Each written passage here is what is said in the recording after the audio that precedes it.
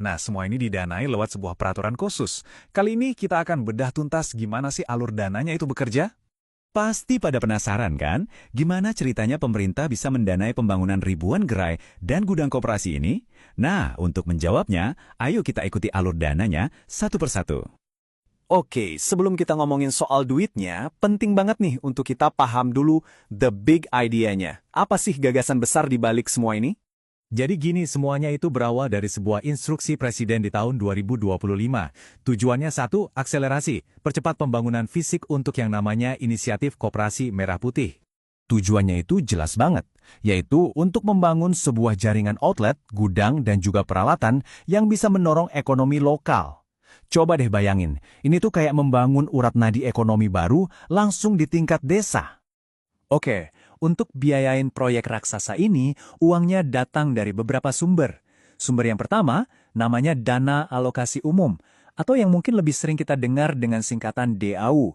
Intinya, ini dana dari pusat ke daerah buat meratakan kemampuan keuangan. Sumber kedua adalah Dana Bagi Hasil, atau DBH. Gampangnya gini, kalau suatu daerah menghasilkan pendapatan buat negara, misalnya dari sumber daya alam, nah sebagian dari pendapatan itu dibalikin lagi ke daerah tersebut. Adil kan? Dan yang ketiga, ini yang paling terkenal mungkin ya, yaitu dana desa. Ini dana yang langsung ditransfer ke desa-desa buat dipakai untuk apa? Ya untuk mendukung pemerintahan, pembangunan, dan pemberdayaan masyarakat di sana. Proyek segede ini jelas gak mungkin dikerjakan sendirian. Ada banyak banget aktor yang terlibat. Nah sekarang, yuk kita kenalan sama para pemain kuncinya. Jadi, ada 4 pemain utama dalam ekosistem finansial ini. Ada Kementerian Keuangan dan Kementerian Koperasi yang ngurusin kebijakannya. Lalu ada bank pemerintah yang menyediakan dananya.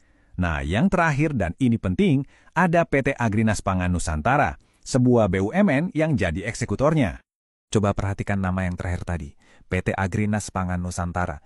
Peran mereka ini sentral banget. Kenapa? Karena BUMN inilah yang ditugaskan untuk melakukan semua pembangunan fisiknya. Jadi, mereka yang bangun gerai dan gudangnya di seluruh Indonesia. Oke, kita udah kenal pemainnya. Sekarang, mari kita bedah bagian yang paling seru, skema pembiayaan pembangunannya. Gimana sih cara kerjanya? Nah, ini dia bagian yang unik. Bank pemerintah itu ngasih pinjaman, tapi bukan ke koperasinya. Pinjamannya itu diberikan langsung ke si perusahaan konstruksinya, yaitu PT Agrinas. Baru deh setelah itu, mereka mulai membangun. Dan ada batasannya ya, untuk setiap satu unit koperasi, pinjaman maksimalnya itu adalah 3 miliar rupiah. Untuk bunganya, ini juga dibuat cukup ringan. Ditetapkan sebesar 6% per tahun. Terus, berapa lama waktu buat balikinnya? Maksimalnya adalah 72 bulan. Atau, biar gampang, 6 tahun. Oke, jadi PT Agrinas udah dapat pinjaman, pembangunan udah jalan. Terus, gimana cara bayar cicilannya? Nah, disinilah ketiga dana yang kita bahas di awal tadi, TAU, DBH, dan dana desa, masuk lagi ke dalam cerita. Coba bayangin ini kayak sistem potong gaji otomatis. Jadi sebelum pemerintah pusat transfer dana DAU, DBH, atau dana desa ke pemerintah daerah atau desa, sebagian uangnya itu dipotong dulu di tengah jalan untuk langsung dibayarkan ke bank sebagai cicilan pinjaman. Cerdas kan? Prosesnya begini. Pertama, gangnya ngirim tagihan ke Kementerian Keuangan. Kedua, tim perbendaharaan negara ngecek, oke, tagihannya bener nggak nih? Ketiga, kalau udah oke, mereka ngasih rekomendasi bayar. Dan terakhir, dana yang tadinya mau dikirim ke daerah, langsung dipotong dan dibayarkan ke bank. Beres. Dan ini tuh bukan cuma teori loh, aturannya bahkan detail banget sampai menyertakan contoh formulir yang harus diisi bank. Ini tujuannya biar apa? Biar semuanya standar, biar prosesnya rapi dari Sabang sampai Merauke. Nah, ini bagian terbaiknya. Setelah pinjaman lunas, apa yang terjadi sama gerai dan gudang yang sudah dibangun? Semuanya jadi aset. Milik siapa? Milik pemerintah daerah atau pemerintah desa.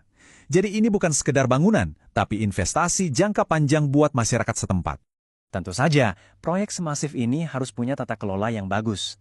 Ada prinsip-prinsip yang harus dipegang teguh biar semuanya berjalan transparan dan akuntabel.